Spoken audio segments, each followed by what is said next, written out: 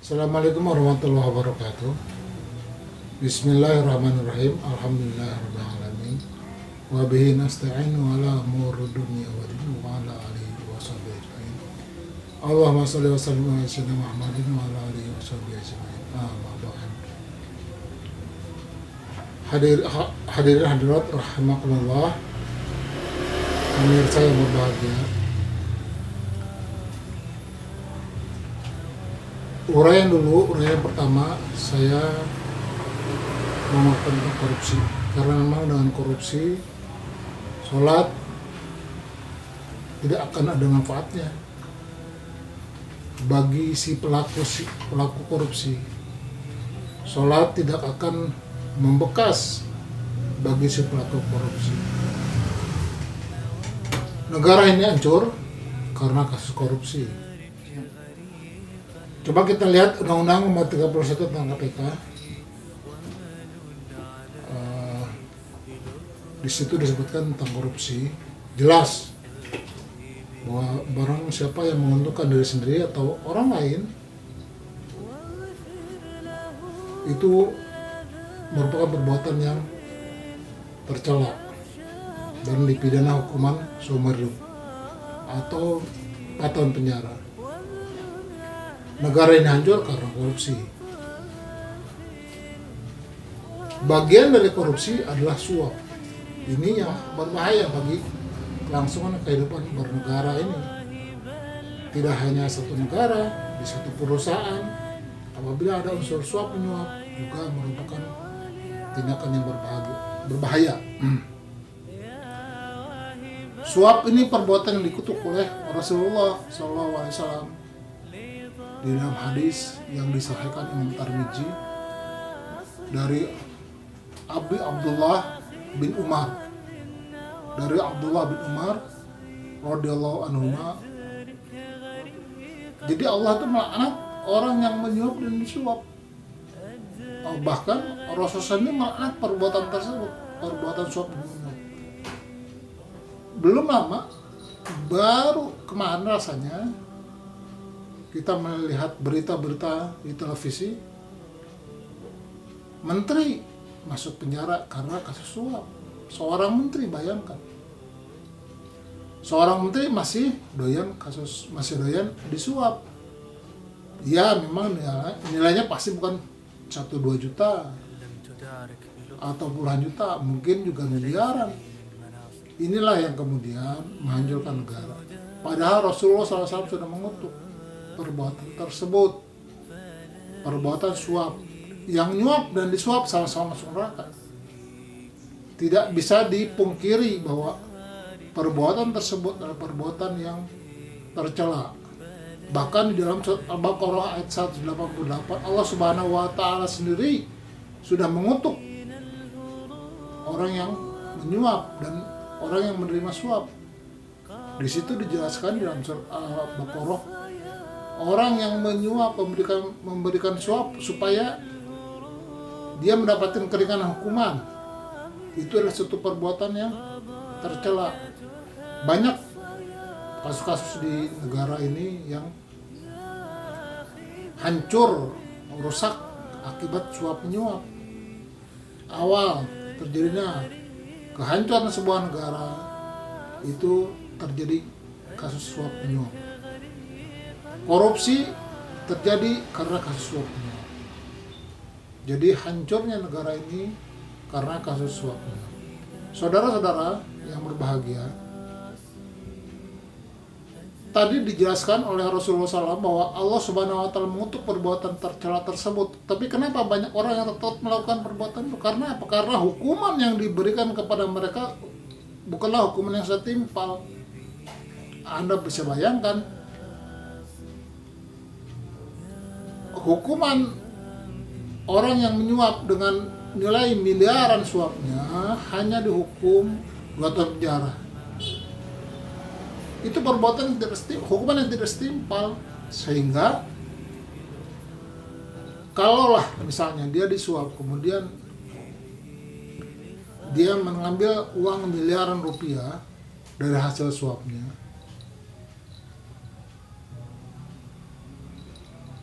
yang kemudian ia memberikan suap lagi kepada aparat hukum misalnya, sehingga hukumannya diperingan.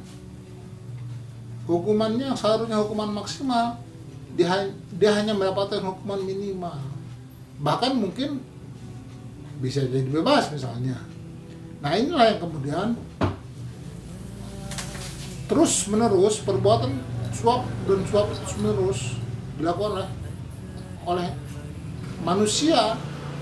Karena apa? Karena dia merasa dengan menyuap orang, menerima suap itu akan mendapatkan keuntungan yang berlipat. Sedikit menanggapi pernyataan salah seorang, katanya sih ngakunya pakar hukum, bukan pakar hukum lah, lawyer.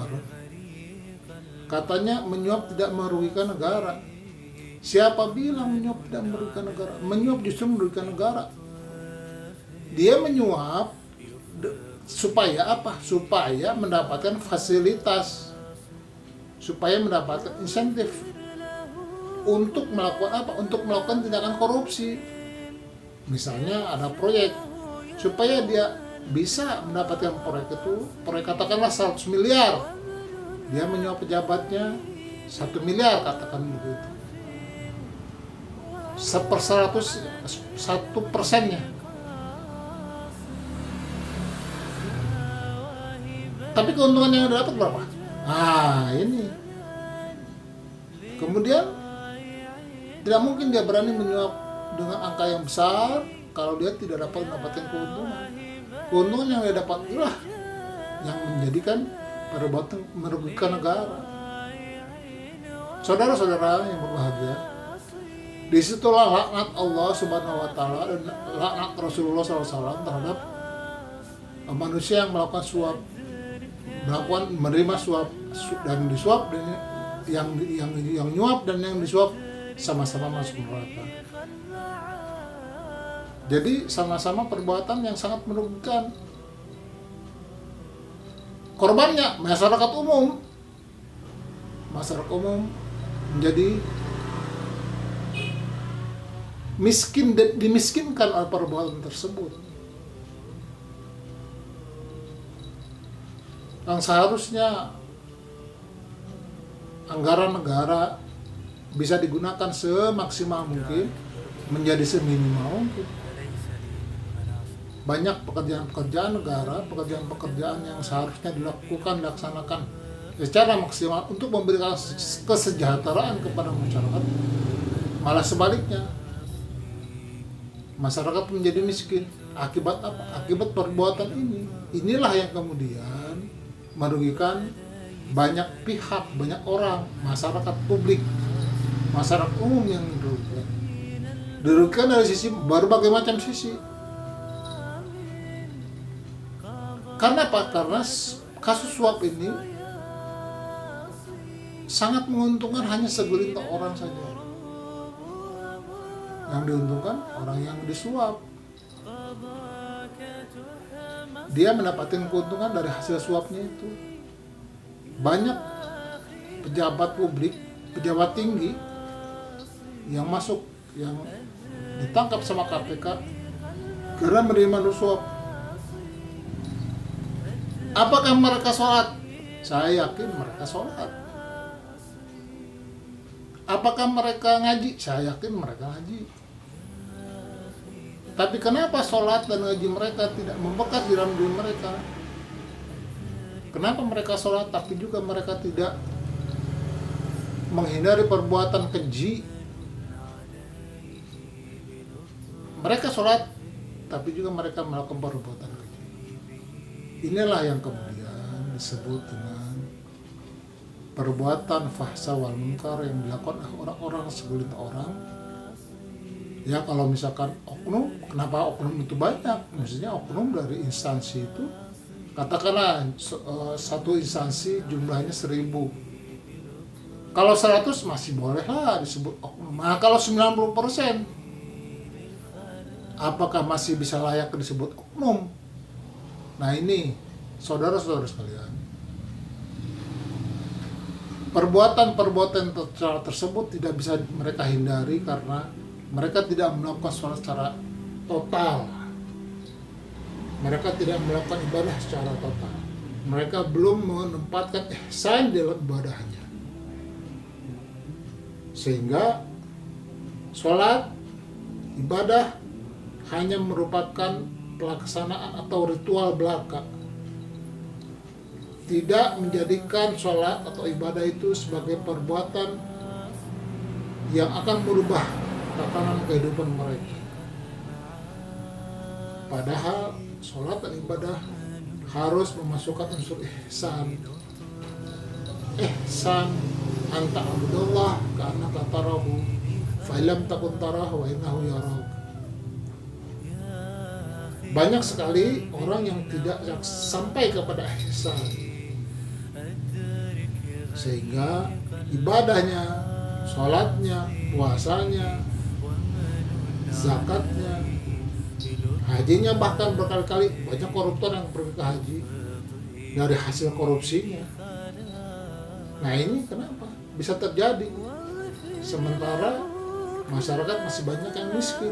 Bahkan masyarakat dimiskinkan oleh perbuatan tersebut.